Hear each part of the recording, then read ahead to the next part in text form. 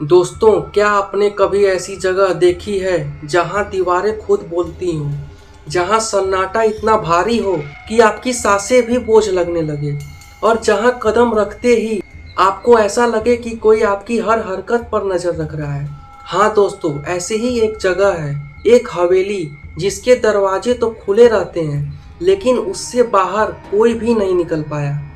कहते हैं वहां घुसने वाले इंसान का सबसे छुपा हुआ राज खुद ही हवेली जोर जोर से सबके सामने बोल देती है और वही राज उस इंसान की मौत बन जाती है। तो आज मैं आपको ले चलूंगा उसी हवेली में।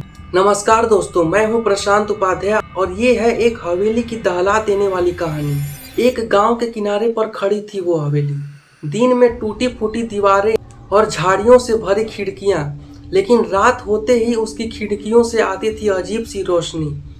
गांव वाले कहते थे रात के 12 बजे उस हवेली में एक पुरानी घंटी बजती है और जिसने भी वो आवाज़ सुनी उसका सबसे बड़ा राज उसके सामने आ गया।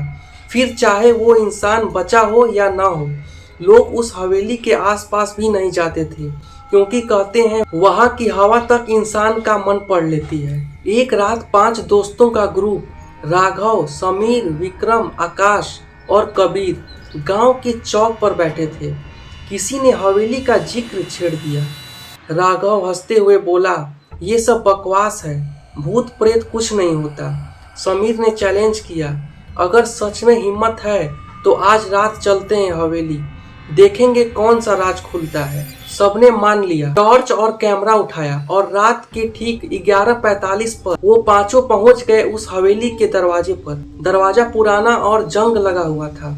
जैसे ही उन्होंने धक्का दिया, चर्र की आवाज के साथ खुला और अंदर से ठंडी हवा का झोंका आया, जैसे किसी ने फूंक मारकर उनका स्वागत किया हो। जैसे ही वो अंदर पहुंचे, 12 बजने के 5 मिनट बचे थे। वो मजाक करते हुए हवेली में घूमने लगे, लेकिन जैसे ही घड़ी ने 12 बजाए, अचानक सब कुछ खामोश हो गया। न हवा, न आवाज, बस सन्नाटा। और फिर आई वो आवाज, टन टन। सबके कान खड़े हो गए। उन्होंने सोचा कोई घंटी टंगी होगी, लेकिन जब आवाज का पीछा किया तो देखा कि जमीन पर पड़ी थी एक टूटी हुई घंटी जिसमें कोई हरकत नहीं थी। फिर भी आवाज अब भी गूंज रही थी।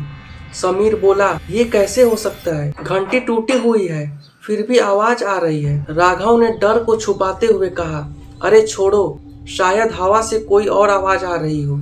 लेकिन असली खेल तो अब शुरू होने वाला है। वो लोग एक कमरे में पहुंचे। कमरे के बीचों बीच एक पुरानी लकड़ी की टेबल थी और उस पर रखी थी एक डायरी। आकाश ने हिम्मत जुटाकर उसे खोला।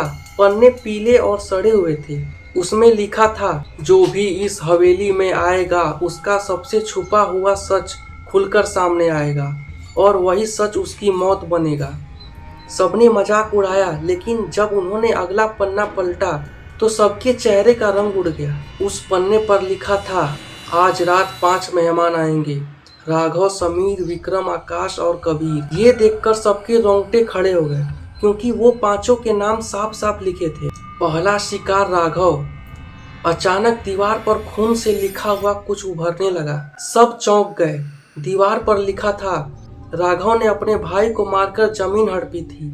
राघव चीख पड़ा, ये झूठ है, ये सब झूठ है। लेकिन तभी घंटी बजी, टन टन, और राघव सबके सामने चीखते हुए गायब हो गया। अब दूसरा शिकार समीर था। अब बारी थी समीर की। कमरे की छत से आवाज आई, समीर ने अपने ही दोस्त को धोखा दिया, उसकी बहन की जिंदगी बर्बाद की। समीर कांप गया। उसका चेहरा सफेद पड़ चुका था। उसने सबके सामने माना, हाँ ये सच है, लेकिन मैं मरना नहीं चाहता। फिर घंटी बजी, टन टन, और समीर की भी चीख हवेली के अंधेरे में गुम हो गई। तीसरा शिकार विक्रम और आकाश। अब सिर्फ 3 दोस्त बचे थे। वो डर के मारे एक कमरे में घुस गए। वहाँ एक बड़ा सा आईना था। उन्होंने सोचा कि शायद ये बाहर का रास्ता दिखाएगा, लेकिन जैसे ही देखा, आईने में उनका चेहरा ही नहीं, उनकी लाशें दिख रही थी। विक्रम और आकाश ने चिल्लाकर कहा, ये शक्लें हमारी नहीं, ये तो हमारी मरी हुई लाशें हैं। और अगले ही पल घंटी बजी। दोनों चीखते हुए गायब हो गए। अब हवेली में बस कबीर बचा था। उसके चारों ओर उसके दोस्त की लाशें खड़ी थी, लेकिन वो लाशें अजीब थी क्योंकि उनकी आंखें खुली थीं और बिना होंठ हिलाए वो मुस्कुरा रही थी। कबीर डरकर बाहर भागा। किसी तरह दरवाजा खुल गया और वो हवेली से निकल आया। उसे लगा वो बच गया है, लेकिन असली डर अब शुरू हुआ। कबीर जैसे ही अपने घर पहुंचा, उसने कमरे का दरवाजा खोला, लेकिन सामने वही हवेली का कमरा था। उसके पैरों के पास डायरी का एक पन्ना गिरा। उसमें लिखा था, कबीर, तेरा सबसे बड़ा राज यही है कि तू इस हवेली का असली मालिक है। तूने ही लालच में अपनी पूरी फैमिली को यहीं मार दिया था और अब तू कभी इस हवेली से बाहर नहीं निकल पाएगा।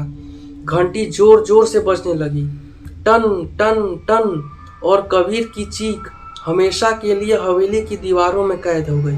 तो दोस्तों, ये थी शापित हवेली की कहानी। क्या आपको लगता है कि सच में कोई जगह इंसान का राज जानकर उसे निगल सकती है?